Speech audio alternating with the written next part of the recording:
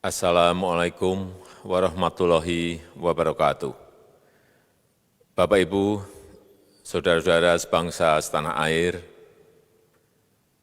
pagi tadi saya telah memimpin rapat terbatas secara virtual tentang Undang-Undang Cipta Kerja bersama jajaran pemerintah dan para gubernur.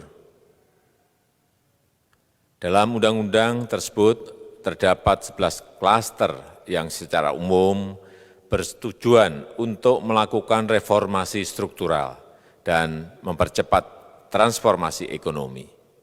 Adapun klaster tersebut adalah urusan penyederhanaan perizinan, urusan persyaratan investasi, urusan ketenagakerjaan, urusan pengadaan lahan, urusan kemudahan berusaha, urusan dukungan riset dan inovasi, urusan administrasi pemerintahan, urusan pengenaan sanksi, urusan kemudahan pemberdayaan dan perlindungan UMKM, urusan investasi dan proyek pemerintah, serta urusan kawasan ekonomi.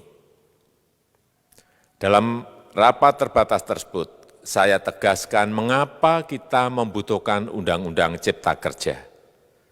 Pertama, setiap tahun ada sekitar 2,9 juta penduduk usia kerja baru, anak muda yang masuk ke pasar kerja, sehingga kebutuhan atas lapangan kerja baru sangat-sangat mendesak.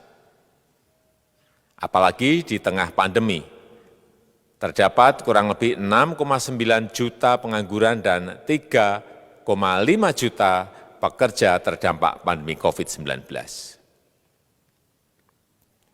Dan sebanyak 87% dari total penduduk bekerja memiliki tingkat pendidikan setingkat SMA ke bawah, di mana 39% berpendidikan sekolah dasar. Sehingga perlu mendorong penciptaan lapangan kerja baru, khususnya di sektor padat karya. Jadi, Undang-Undang Cipta Kerja bertujuan untuk menyediakan lapangan kerja sebanyak-banyaknya bagi para pencari kerja serta para pengangguran. Kedua, dengan Undang-Undang Cipta Kerja akan memudahkan masyarakat, khususnya usaha mikro kecil, untuk membuka usaha baru. Regulasi yang tumpang tindih dan prosedur yang rumit dipangkas.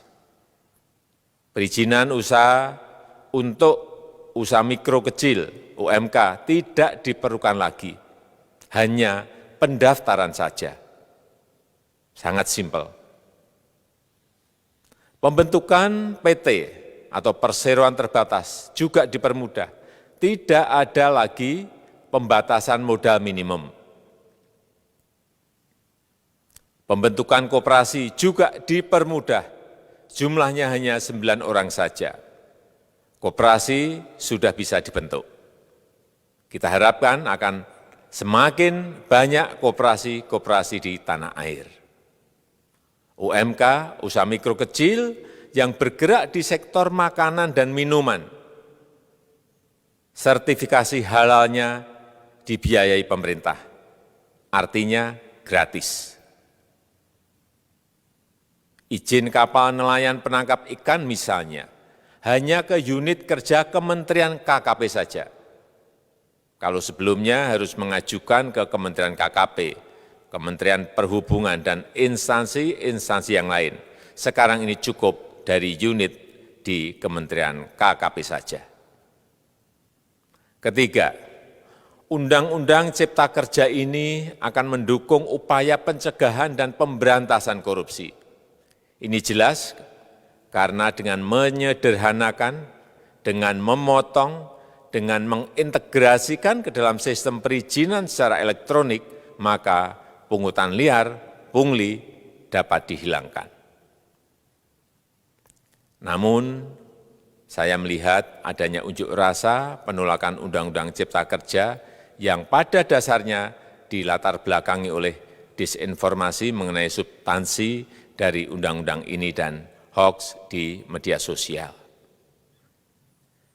Saya ambil contoh, ada informasi yang menyebut tentang penghapusan UMP, upah minimum provinsi, UMK, upah minimum kota kabupaten, UMSP, upah minimum sektoral provinsi.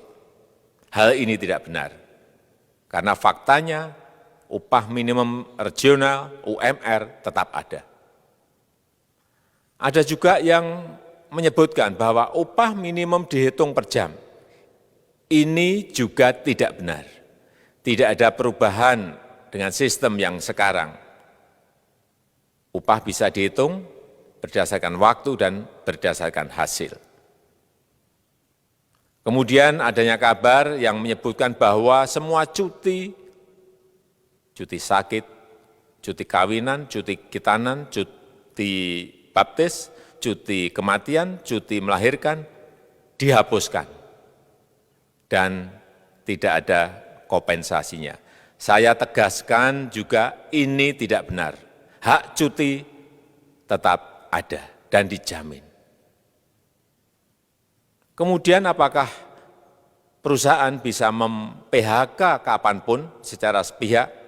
Ini juga tidak benar. Yang benar, perusahaan tidak bisa me-PHK secara sepihak. Kemudian juga pertanyaan mengenai benarkah jaminan sosial dan kesejahteraan lainnya hilang. Yang benar, jaminan sosial tetap ada. Yang juga sering diberitakan tidak benar adalah mengenai dihapusnya AMDAL, analisis mengenai dampak lingkungan. Itu juga tidak benar. AMDAL tetap ada. Bagi industri besar harus studi AMDAL yang ketat. Tetapi bagi UMKM lebih ditekankan pada pendampingan dan pengawasan. Ada juga berita mengenai Undang-Undang Cipta Kerja ini mendorong komersialisasi pendidikan. Ini juga tidak benar. Karena yang diatur hanyalah pendidikan formal di kawasan ekonomi khusus, di KEK. Sedangkan perizinan pendidikan tidak diatur di dalam Undang-Undang Cipta Kerja ini. Apalagi perizinan untuk pendidikan di pondok pesantren. Itu tidak diatur sama sekali dalam Undang-Undang Cipta Kerja ini. Dan aturannya yang selama ini ada tetap berlaku. Kemudian diberitakan bahwa keberadaan bank tanah. Bank tanah ini diperlukan untuk menjamin kepentingan umum, kepentingan sosial, kepentingan pembangunan nasional, pemerataan ekonomi, dan konsolidasi lahan serta reforma agraria. Ini sangat penting untuk menjamin akses masyarakat terhadap kepemilikan tanah, kepemilikan lahan, dan kita selama ini tidak memiliki bank tanah. Saya tegaskan juga bahwa Undang-Undang Cipta Kerja ini tidak melakukan resentralisasi kewenangan dari pemerintah daerah ke pemerintah pusat. Tidak ada. Perizinan berusaha dan pengawasannya tetap dilakukan oleh pemerintah daerah sesuai dengan NSPK, norma, standar, prosedur, dan kriteria yang ditetapkan pemerintah pusat. Ini agar dapat tercipta standar pelayanan yang baik di seluruh daerah. Dan penetapan NSPK ini dapat nanti akan diatur di dalam PP atau peraturan pemerintah. Selain itu, kewenangan perizinan untuk non-perizinan berusaha tetap ada di Pemda, sehingga tidak ada perubahan. Bahkan kita melakukan penyederhanaan, melakukan standarisasi jenis dan prosedur berusaha di daerah. Dan perizinan berusaha di daerah diberikan batas waktu. Ini yang penting di sini. Jadi ada service level of agreement. Permohonan perizinan dianggap disetujui bila batas waktu telah terlewati. Saya perlu tegaskan pula bahwa Undang-Undang Cipta Kerja ini memerlukan banyak sekali peraturan pemerintah atau PP dan peraturan presiden atau Perpres. Jadi setelah ini akan muncul PP dan Perpres yang akan kita selesaikan paling lambat 3 bulan setelah diundangkan. Kita pemerintah membuka dan mengundang masukan-masukan dari masyarakat dan masih terbuka usulan-usulan dan masukan dari daerah-daerah.